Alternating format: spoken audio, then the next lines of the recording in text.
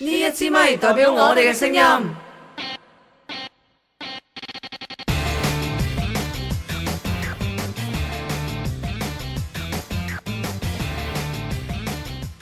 天南地北，我哋無所不談。無論你嘅興趣嗜好係啲咩，我哋一定會啱你心水，我哋唔係淨係齋拖，唔會淨係搞爛嘅。仲會捐窿捐罅，走嚟走去，喺天台入邊搞震。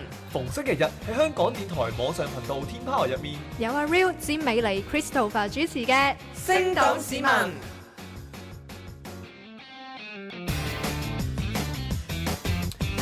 好啦，又翻到嚟咧個人意見節目啊，星島市民啦。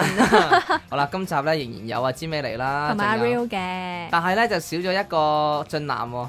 俊男冇俊男呢回事嘅呢度。不過我哋咧就另外請咗一位咧仁兄啊，咁啊亦都幾有代表性嘅。不如你自己介紹下自己先啦，好嘛？係各位聽眾好啦，咁我係第5屆嘅政壇新秀 Eric， 係點啊？你做咗成年政壇新秀咯喎，已經係啊，差唔多我諗翻有2年啦，兩年啱啱好。嗯咁上一屆嗰個感受會大啲，因為上一屆有呢個立法會選舉，有好多嘅唔同嘅論壇啊，又或者係係。